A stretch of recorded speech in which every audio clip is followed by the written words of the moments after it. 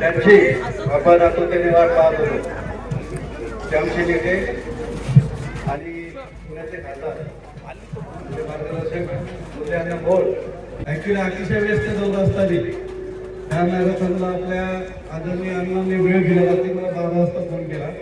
UP दौरा आहे आणि यूपी दौऱ्यातून पण मला पुण्यात यायचे आणि पुण्यातून जायचे. त्यांनी रात्री 12 वाजता मला सांगितलं की तुला फक्त 10 मिनिटं वेळ देतो, झेंडा दाखवतो आणि लगेच जाणार. अण्णा इथपर्यंत आला ते आमच्याकडे खूप आनंदाची गोष्ट आहे. फक्त 2 शब्द त्यांच्यासाठी. माझ्याबरोबर माझे चेअरमन म्हणून त्यांनी कार्य पाहिलं, स्थायी समितीचे चेअरमन.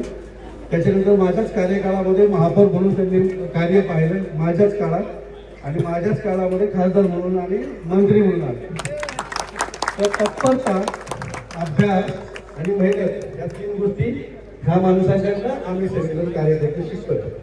अतिशय लवकर ग्रास्पिंग पॉवर, अतिशय लवकर शिकले. लोकसभेमध्ये मी विचार करत होतो, मस्ती अण्णांना म्हणायचं खासदार झाल्यावर हिंदी इंग्लिश कसं काय बोलणार.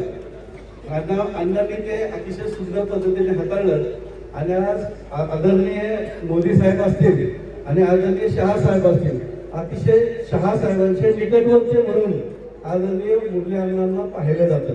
त्याच्यामुळे पुण्याची शाळा आणि आमच्यासारख्याला भरपूर सहकार्य माझ्या 5 वर्षाच्या कालखंडामध्ये ज्यावेळेस मी अण्णांना बजेट मागितलं. आता चौबळी विभागाचा भाग आहे आपला, जो आपण डेव्हलप करतोय आणि तिथे जाणार आहोत, त्याचं सगळं बजेट आदरणीय अण्णांनी आम्हाला प्रयोजन केलेलं आहे. महानगरपालिका आणि वन विभाग संयुक्तरित्या ते 30 एकरचं अन्न आम्ही त्या ठिकाणी गार्डन करतोय.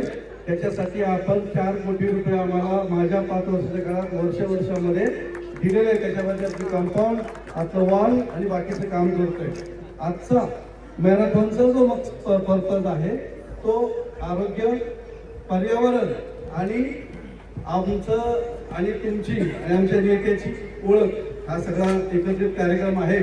आपण अतिशय चांगल्या पद्धतीने, चांगल्या संख्येने या ठिकाणी भाग घेतला आणि मी आदरणीय अण्णांचं मनापासून धन्यवाद व्यक्त करतो. त्या ठिकाणी वेळ दिला आणि मी अण्णांना विनंती करतो आपण 2 शब्द बोलावे, आमच्या लोकांना थोडंसं मार्गदर्शन करा.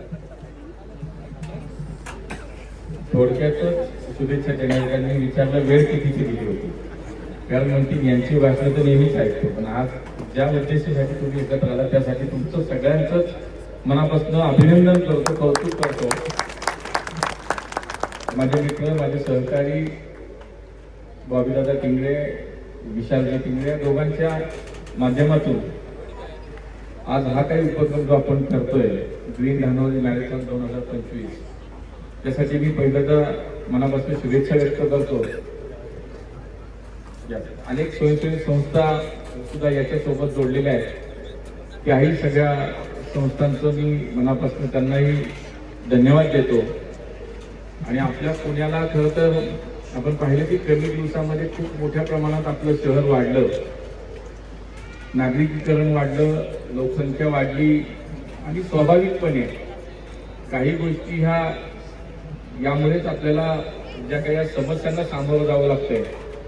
आणि निश्चितपणे त्याच्यामध्ये पर्यावरणाचं संतुलन राखणं, पर्यावरणाचा ऱ्हास होऊ न देणं हा एक मला वाटतं आपल्या सगळ्यांच्या समोर एक आव्हान या निमित्ताने निर्माण झालेलं आहे.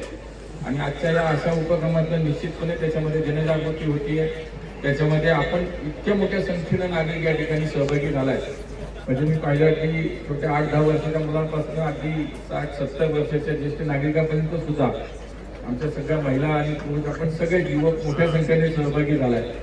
हे आपल्या शहराचं वैशिष्ट्य आहे. खरं तर मी देशभरामध्ये फिरतो, पण पुण्याचा लोकप्रतिनिधी म्हटल्यानंतर लोक एका वेगळ्या नजरेने आपल्याकडे पाहतात. त्याचं कारण आहे की पुणेकर जागरूक आहे, पुण्याला एक वेगळं नावलौकिक देशभरामध्ये आहे आणि त्यांचा प्रतिनिधी स्वाभाविकपणे. आणि म्हणून मला असं वाटतं की आपल्या शहराचं भारताच्या आणि देशाच्या नकाशावरती खूप चांगल्या प्रकारे अनेक अर्थानं वेगवेगळं नाव आहे. विद्येचं माहेरघर म्हटलं जातं, सांस्कृतिक राजधानी, IT हब, अनेक प्रकारची विशेषण आपल्या शहराला लावली जातात.